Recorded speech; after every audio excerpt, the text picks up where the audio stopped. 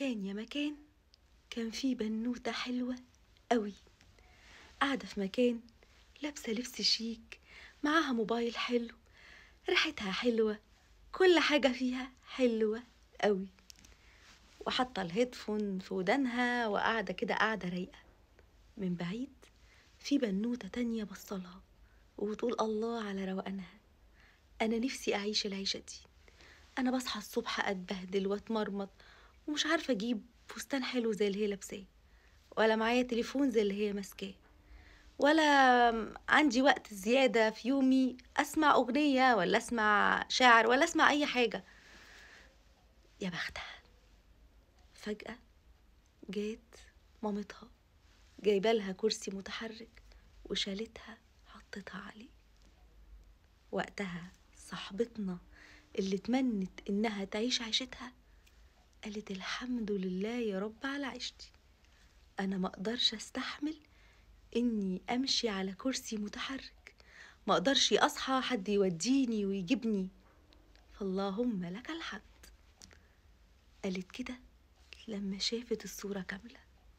بس الحقيقة إن مش كلنا بنشوف الصورة كاملة، مش كلنا بنشوف الوش بحاله، يمكن بنشوف اللي باين لنا بس، بنشوف الكام لقطة اللي خدناهم في كافيه، بنشوف الشلة والاتنين تلاتة أربعة اللي احنا خارجين معاهم والأغاني اللي بنغنيها والفسح بتاعتنا، بنشوف اللبس الشيك، الموبايلات الحلوة، العربية، اللمة، بس ما بنشوفش ما وراء الكواليس.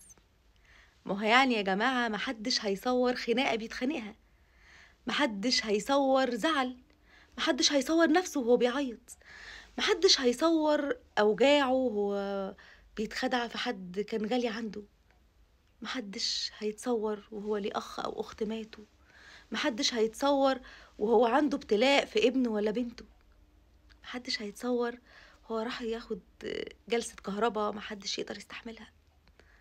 احنا بس شايفين الحلو وبس، محدش شايف الصورة كاملة. هنا افتكرت أغنية حلوة قوي، أغنية كانت بتقول شيل الشيلة بحالها زي ما قلبنا شالها، ورهان منك إنك هتقول أنا عايز عيشة بدلها. وفعلا لما تتمنى عيشة حد اتمنى تاخدها كلها، مش تاخد منها مقتطفات. أنا عايزة أقول لكم إن مفيش بني آدم على وجه الأرض إلا وجواه غصة غضب وزعل وحزن، مفيش إنسان إلا ومبتلى. الفكرة إن كل واحد حياته على مقاسه، انت لو خدت الحياة دي مش هتبقى على مقاسك، يعني لو خدتها بالحلو اللي انت شايفه كله مش هتبقى مقاسك، هي مقاس ده بس، بأوجاعها بحلوها وبمرها هي راكبة عليه بس. مين بقى اللي ادانا المقاسات دي وادانا الحياة دي؟ مين اللي منظم ده؟ ربنا سبحانه وتعالى، هو عارف كل واحد يستحمل ايه.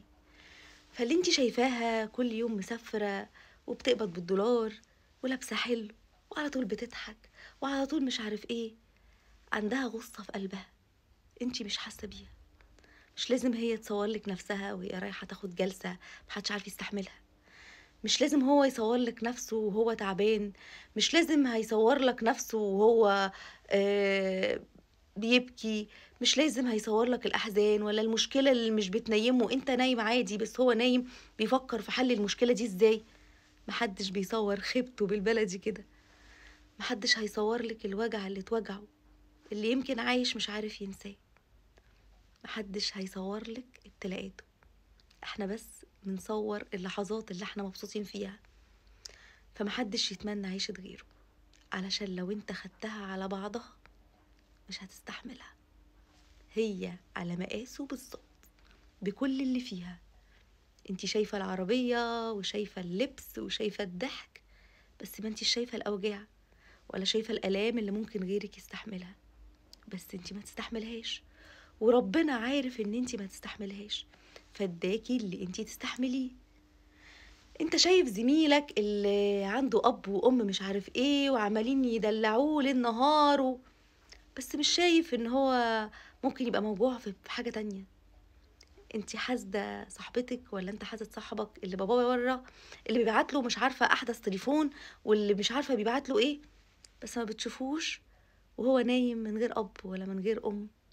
ما بتشوفوش وهو عنده مشكله مش عارف يحكيها، بس انت بتجري جري على بابا وماما وتقول له الحق، ده صاحبي ضايقني، ده انا مش عارف ايه، فيبقوا من الفجر معاك بيحلوا لك مشكلتك. انت شايفه صاحبتك اللي ربنا فتحه عليها وبقت تسافر كل يوم في بلد وبقى معاها فلوس وبقى مش عارف ايه، بس مش بتشوفيها وهي عندها ابتلاء. انت ما تستحمليهوش. ما بتشوفهاش وهي بتبكي من حاجه مش عارفه تنساها. ما بتشوفهاش وهي بتاخد مش عارفه جلسه عامله ازاي. زي البنت ما شافت البنوته فجاه وهي راكبه كرسي متحرك قالت لا، انا ما اقدرش استحمل ده. خليكي متأكدة ان لا، ما تقدريش تشيلي العيشة دي او تستحملي العيشة دي.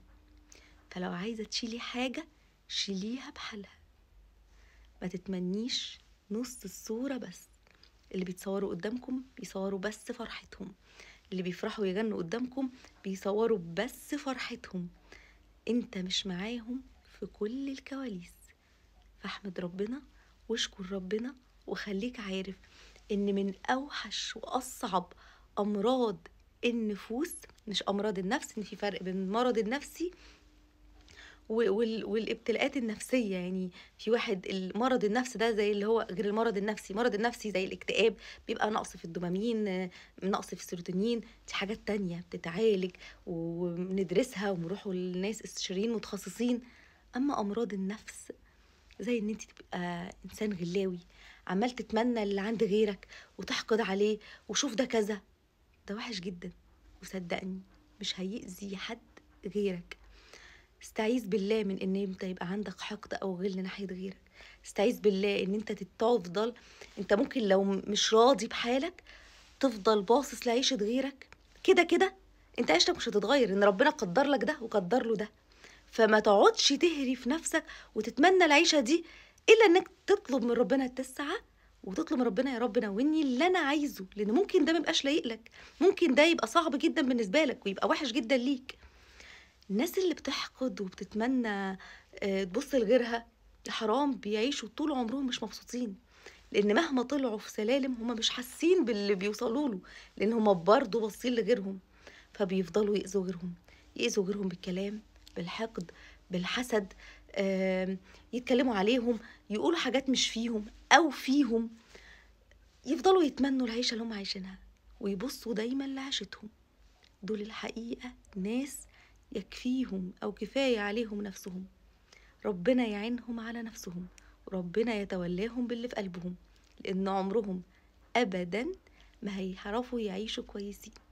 احمدوا ربنا على اللي انتوا فيه، اسعوا، اتمنوا تطوروا من نفسكم او طوروا من نفسكم واتمنوا تبقوا احسن. واعرف ان كلنا ربنا ابتلانا بحاجات هي على قدنا. لا يكلف الله نفسا الا وسعها. ابتلاءك على قدك على مقاسك. الشيء العيشة اللي انت شايفها هي ما تنفعلكش، ولو عايز تعيشها خدها على بعضها وصدقني هتتمنى عيشة تانية بدلها، وهتلاقي ان مفيش اختيار احسن من اللي ربنا اختارهولك. فعيش حياتك زي ما ربنا كتبها لك واحمد ربنا عليها، واعرف ان هي دي بس اللي لايقة عليك. دمتم سعداء، دمتم في هنا. سلام عليكم.